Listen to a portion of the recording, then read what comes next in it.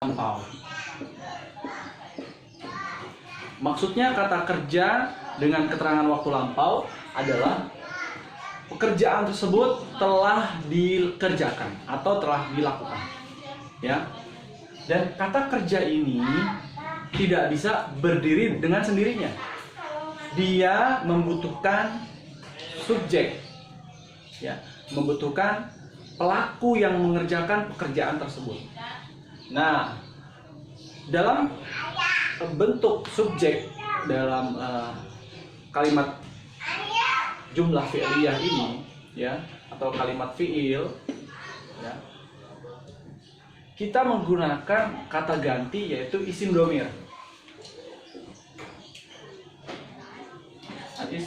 Ismu dhamir. Isim dhamir, yaitu kata ganti untuk pelaku. Kemarin kita sudah bahas huwa, hiya, anta, dan anti.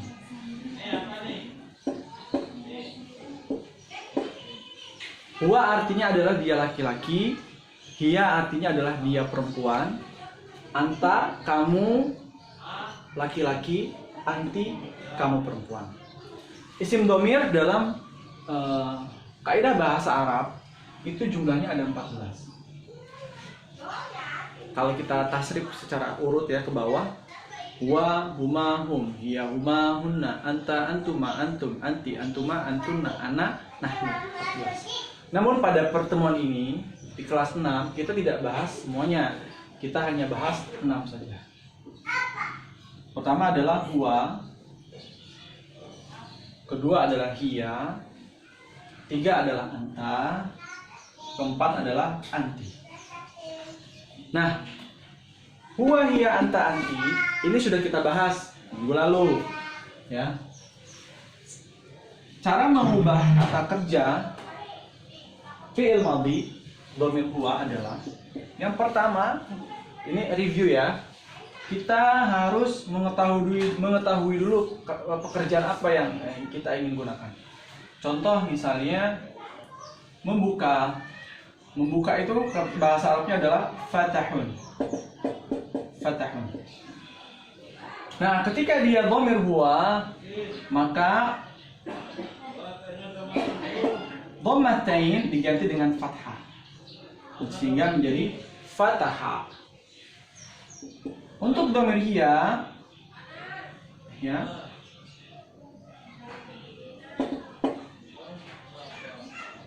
untuk dhamir hiya kita tambahkan ta namun harokatnya sukun, fatahat. Kata kuncinya di bentuk terakhirnya. Kata tambahan di bagian akhir. Kalau dhamir huwa perubahannya ada di harokat. Kalau dhamir hiya dia ada huruf tambahan ta berharokat sukun. Nah, untuk dhamir anta dan dhamir anti, kalau kamu sudah bisa dhamir anta, pasti dhamir anti bisa. Karena dia hanya merubah harokat. Kalau anta kita lihat harokatnya fathah di atas ini. Kalau anti dia harokatnya kasrah, mengganti sukun. Sehingga harusnya kan begini ya. Kalau dalam teori fatahata, kalau kita mengikuti teori mengubah harokat sukun menjadi fathah, tetapi orang Arab tidak terbiasa mengucapkan sesuatu yang sulit. Fatahata, fatahata, maka dia harus merubah harokat sukun tadi di huruf sebelumnya, sehingga fatahata menjadi fatahta. Nah, untuk anti sama seperti di atas, hanya sebagaimana yang saya katakan, untuk fathah di sini berubah menjadi kasrah. Dhamir anta taknya berharokat fathah, dhamir anti taknya berharokat kasrah. Nah, sampai sini ada pertanyaan. Kemarin saya sudah mengoreksi beberapa pekerjaan anak-anakku semua. Kalian semua sudah bagus, luar biasa. Meskipun ada beberapa memang yang masih belum paham. Nah, hari ini agendanya kita akan membahas ke dhamir berikutnya.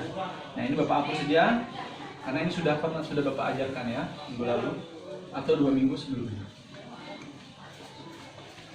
Minggu kemarin kita libur sehingga kita tidak ada materi. Namun sebetulnya Bapak mengharapkan kalian meskipun tidak ada materi karena libur ya, kalian mengulang pelajaran yang sudah Bapak berikan. Tujuannya adalah agar kalian tetap ingat dan tetap terbiasa dalam penerapan bahasa Arab. Nah, berikutnya yang akan kita bahas adalah domir ana dan domir nahnu. Ana artinya adalah saya. Ya, saya tidak memerlukan penjelas apakah saya laki-laki atau saya perempuan. Saya dalam bentuk umum. Ya, saya yang berbicara dia bentuk tunggal. Ya, sehingga tidak perlu lagi penjelas saya laki-laki atau saya perempuan. Berikutnya nahnu. Nahnu artinya adalah kami. Kami dalam bahasa Arab itu artinya orang ketiga bentuk pertama. Bentuk pertama orang ketiga. Nahnu. Kami. Sampai sini paham ya? Artinya dia yang menjadi subjek pembicaraan, bukan menjadi objek atau bukan yang menjadi orang yang dibicarakan. Contohnya, mereka itu orang ketiga yang dibicarakan. Tapi jumlahnya banyak, lebih dari 2. Nah, ini orang pertama sebagai subjek nahnu, tapi bentuknya lebih dari 2, jumlahnya lebih dari 2. Sampai paham ya? Kalau masih 2 orang tidak bisa menggunakan mungkin masih bisa ya, masih bisa menggunakan nahnu, masih bisa menggunakan nahnu. Yang tidak bisa adalah ketika dia menjadi objek. Kalau menjadi subjek dia masih bisa. Yang terpenting dia lebih dari 1. Contohnya, tadi kita masih kata fatahun, membuka. Nah, ketika dia domir ana, perhatikan di sini salin bentuk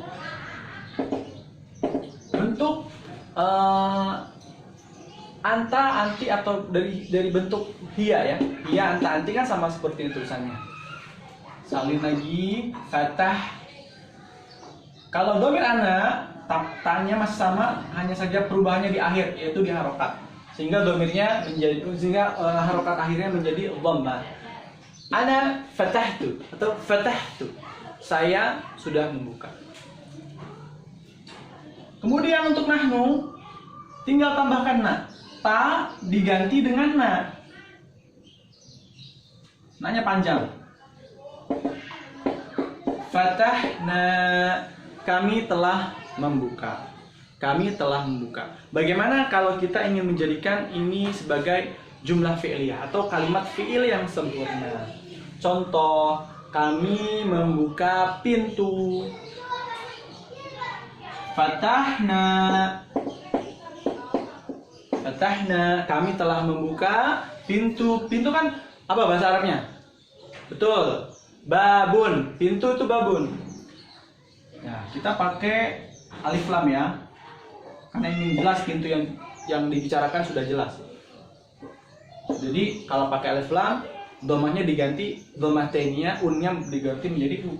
Fatahnal babu. Apakah sudah benar fatahnal babu?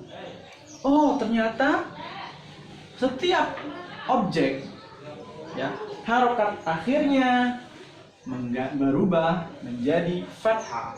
Sehingga fatahnal baba, bukan fatahnal babu.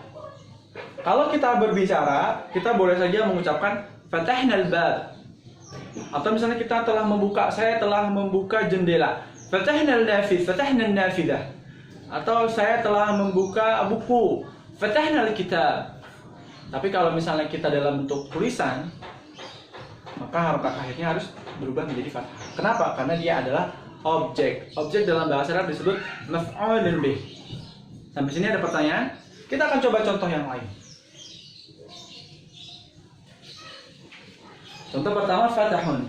Contoh kedua adalah menulis. Menulis bahasa Arabnya adalah katabun. Kita tulis dulu. Katabun. Ini kata dasar. Ini bukan fi'il. Ini adalah masdar. Kata dasar, ya. Katabun. Nah, ketika bentuk huwa dia menjadi ya betul kataba. Ketika domir iya dia menjadi betul kataba. Ketika domir anti dia menjadi ya betul kata beta. Ketika domir anti dia menjadi ya betul kata beti. Ketika dia domir ana maka dia menjadi nah betul sama. Tinggal di sana saja kata betul. Saya telah menulis. Ketika domir nahnu dia menjadi nah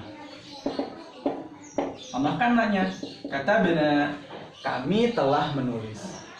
Sekarang saya ingin mengubah menjadi kalimat yang sempurna. Saya telah menulis surat. Ya. Kata benar.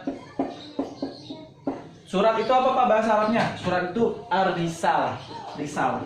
Kata benar ar-risalah. Bahasa Arab surat itu kan risalatun atau ar-risalatu. Nah, ketika dia menjadi objek, ya objek itu di sini disebutnya maf'ul. Maf'ulun bih. Maka kata benar ar-risalata. Kata benar risalah. Saya telah menulis surat. Sampai sini bisa dipahami? Sederhana dulu ya sampai sini. Ini adalah penjelasan umum tentang fi'il, mudhari', dhamir ana dan dhamir